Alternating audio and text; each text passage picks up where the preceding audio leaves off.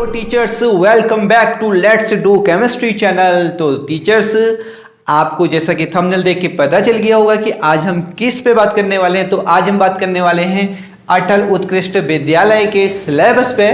जैसा कि इससे पहले भी मैंने वीडियो बनाई थी, उस पर भी हमने सिलेबस पे डिस्कस किया था, लेकिन वो सिलेबस पे जो ब्रीफ डिस्कशन था, ठीक है। लेकिन आज हम थोड़ा सा डिस्क्रिप्टिव करेंगे, यानी थोड़ा सा लॉन्ग करेंगे उस पर डिस्कशन की कैसे सिलेबस में क्वेश्चन आएंगे। क्योंकि जो 2021 में हुआ था उसमें केवल 60 मार्क्स की इंग्लिश पूछी गई थी, लेकिन इस बार सिलेबस में चेंजेज आए हैं और सिलेबस में क्या क्या चेंजेज आए हैं तो उसकी बातें करते हैं। ओके दोस्तों, तो दोस्तों सबसे पहले हम बात करेंगे सिलेबस पे, ठीक है। तो सिलेबस किसका? अटल उत्कृष्ट विद्यालय का। ओके, तो सिलेबस है, सबसे पहले क्या आएगा? सब्जेक्ट, ठीक है।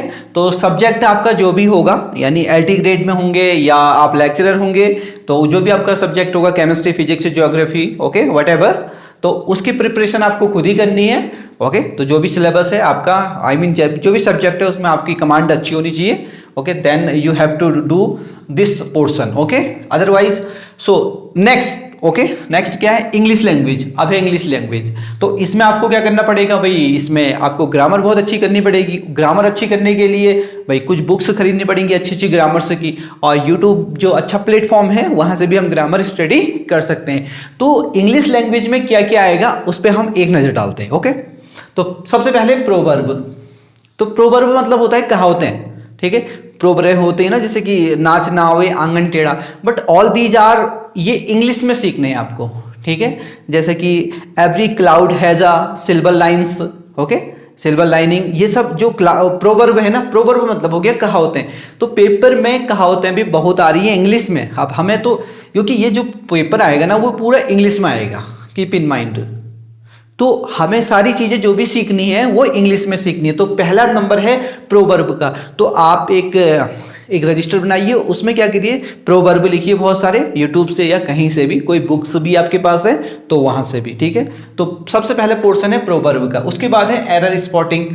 एरर स्पॉटिंग, जैसे कि आपने पिछले बार का जो पेपर स्टडी किया होगा उसमें देखना एरर स्पॉटिंग आई होंगी। एरर स्पॉटिंग का मतलब हो गया कि आपको एक सेंटेंस दे दिया जाएगा, उसके पोर्शन कर दिए जाएंगे, उसमें से कुछ पोर्शन क्या होंगे, उसमें एरर होगी, ये ग्रामेटिकल एरर या प्रीपोजिशन में कुछ गड़बड़ होगी, कुछ ना कुछ उसमें गलत दिया होगा, ठीक है, या उसमें वर्ब की फर्स्ट सेकंड फॉर्म गलत दी होंगी, कुछ ना कुछ उसमें एरर आया होगा। उसी एरर का आपको क्या करना है? डिटेक्शन करना है कि कहां पर एरर आ रही है, ठीक है। तो एरर स्पॉटिंग जरूर आएगी पेपर में। Okay, keep in mind and right it down in your register. And third portion is unseen passage. ये बहुत इजी पोर्शन है, बिकॉज इसमें क्या होता है, एक पैसेज आएगा और आपको उसको देख के क्या करना पड़ेगा? आंसर से देने होते हैं। ये हम बचपन से करे आ रहे हैं, इसमें एक्सपर्ट होते हैं, इसको ज़्यादा सीखने की जरूरत नहीं। बट इसमें थोड़ा सा क्या करना है, इसको करने की आदत डाल देंगे तो पेपर में वहाँ थोड़ा सा क्या हो जाएगा, जल्दी हो जाएगा, कि ये याद रखना, ठीक है। तो प्रैक्टिस करेंगे तो थोड़ा जल्दी हो जाएगा, वरना होता बहुत आसान है ये पोर्शन, ठीक है। अब है antonym and synonyms. Antonym and सिनोनियम यानी अपोजिट एंड सेम मीनिंग वाले। तो एंटोनियम और सिनोनियम ये भी आएंगे, तो इनकी भी एक रजिस्टर में 2-3 पेज में कुछ जो वर्ड हैं जिनका आपको नहीं आता उनका एक इस यूट्यूब से या गूगल से लिख लिए, या आपके पास बुक होगी ग्रामर की तो बहुत अच्छी बात है। तो एंटोनियम सिनोनियम भी पेपर में पूछे जा रहे हैं बार बार, और भर भर के पूछे जा रहे हैं, कीप इन माइंड। अब बात करें ईडियम एंड फ्रेज की। ईडियम यानी मुहावरे, ठीक है। ईडियम मुहावरे हो गए, फ्रेज क्या हो गए? लोकोक्ति। तो लोकोक्ति भी पूछी जा रही है एंड ईडियम्स भी पूछे जा रहे हैं। ओके, तो मुहावरे जैसे कि हम हिंदी में तो पढ़ते ही हुए आ रहे हैं, लेकिन उन्हीं को इंग्लिश में भी सीखना है। Like tit for tat, okay, जैसे को तैसा। तो जैसे को तैसा हमने नॉर्मली पढ़ा ही है हिंदी में, बट यही चीज हमको इंग्लिश में भी सीखनी है अब।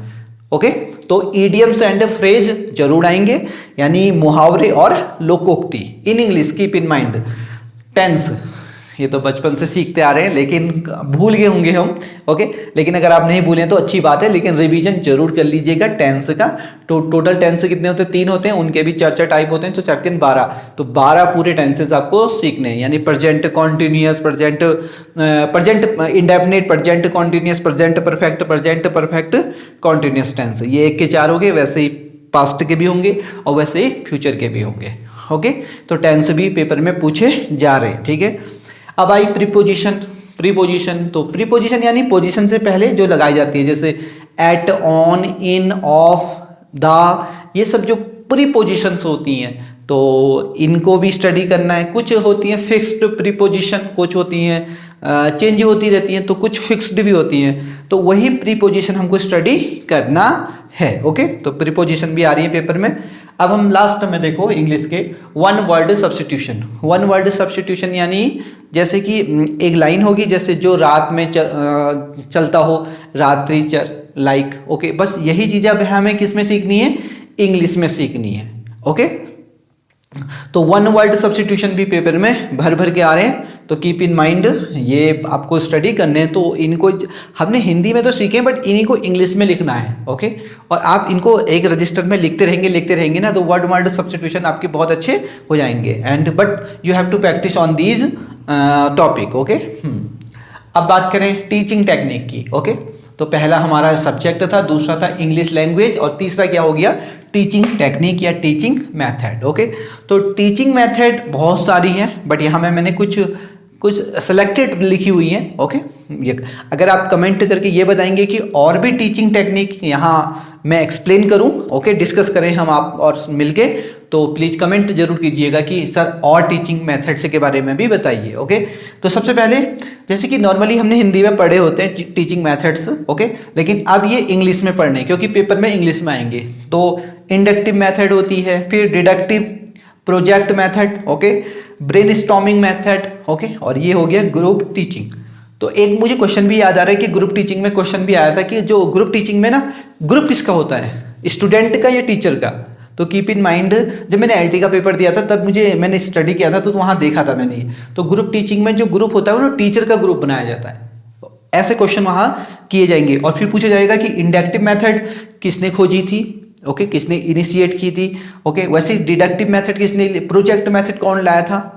ओके, प्रोजेक्ट मेथड का अगर आपको आता है प्रोजेक्ट मेथड कौन लाया था, प्लीज कमेंट करके जरूर बताइएगा कि कौन लाया था। ठीक है, तो इनके बारे में भी आपको नोट्स बनाना है। कीप इन माइंड कि प्रोजेक्ट मेथड क्या करती है और इसके कितने स्टेप होते हैं और इसको कौन लाया था और इस पे किसने काम किया और ये कौन से टॉपिक को पढ़ाने में मददगार होती है। लाइक एक लेक्चर मेथड भी होती है। ठीक है, जैसे कि हम 11th 12th में जब लेक्चर देते हैं ना बच्चों को, तो वहां पर 11th 12th के लिए लेक्चर मेथड बहुत अच्छी रहती है। तो कुछ टॉपिक में लेक्चर मेथड, कुछ टॉपिक में प्लेवे मेथड, कुछ टॉपिक में इंडक्टिव, कुछ डिडक्टिव। जैसे ग्रामर पढ़ानी है तो ग्रामर में क्या करते हैं, डिडक्टिव मेथड करते हैं। वैसे सभी टॉपिक के लिए अलग अलग क्या होती है, मेथड्स होती हैं किसकी, टीचिंग की।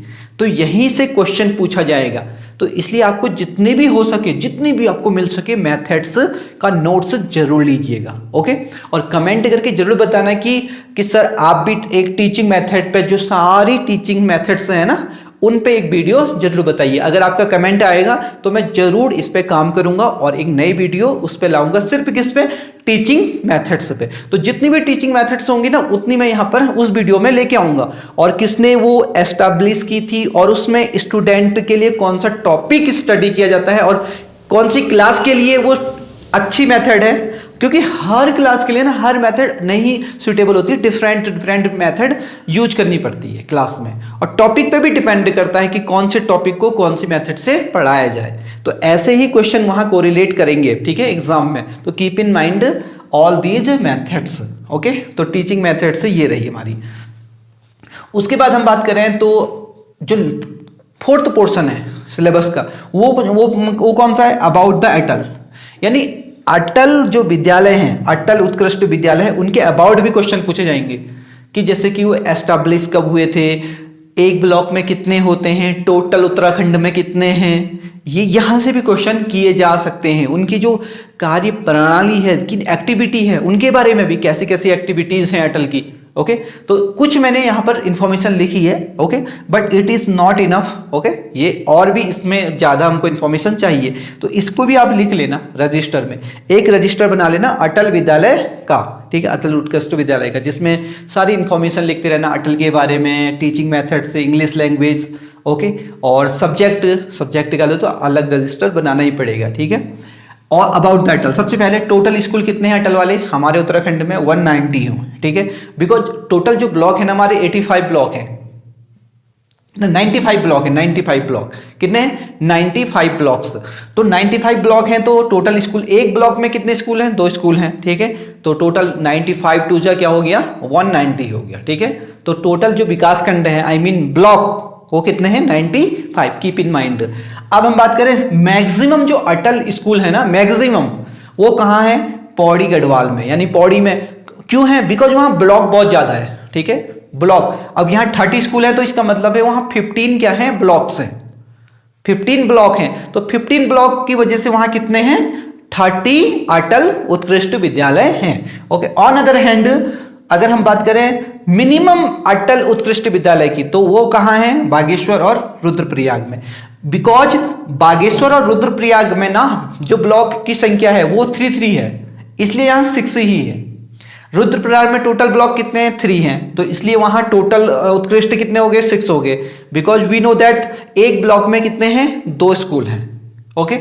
सो और एक एट लास्ट इनिशिएटेड कि यानी अटल विद्यालय यानी अटल उत्कृष्ट विद्यालय इनिशिएट कब किया गया था? ये किया गया था 2021 में। ओके। तो दोस्तों एक चीज और आप कमेंट करके जरूर बताइएगा कि टीचिंग मेथड से अगली वीडियो लानी चाहिए या नहीं लानी चाहिए, प्लीज। अगर आपका कमेंट, एक भी कमेंट आएगा ना कि टीचिंग मेथड पे सर लेके आइए करके, तो मैं जरूर उस पर वीडियो बनाऊंगा कम से कम 20 मिनट की, और उसमें सारे जो टीचिंग मेथड है जो हमारे अटल उत्कृष्ट विद्यालय के जो एग्जाम होंगे उसमें आने वाले हैं इंपोर्टेंट, उनको जरूर लेके आऊंगा। प्लीज कमेंट जरूर कीजिएगा। ओके। वीडियो कैसी लगी ये बिल्कुल बताना मत भूलिएगा। और अगर आप वीडियो पे बिल्कुल नए हैं चैनल पे, तो प्लीज काला बटन दिख रहा है ना, तो काला बटन बिल्कुल दबा के जाइएगा और अपने जितने भी फ्रेंड हैं उनमें इसको वीडियो को शेयर कीजिएगा। बिकॉज आप जब शेयर करते हैं ना, और तो हमें मोटिवेशन मिलता है, और मोटिवेशन मिलता है तो ना अच्छी अच्छी वीडियो बनाने का मन भी करता है ना।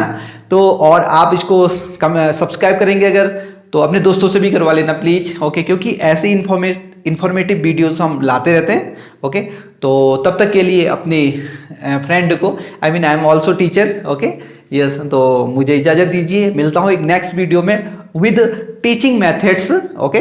तो तब तक के लिए हैप्पी लर्निंग। जय हिंद, जय भारत।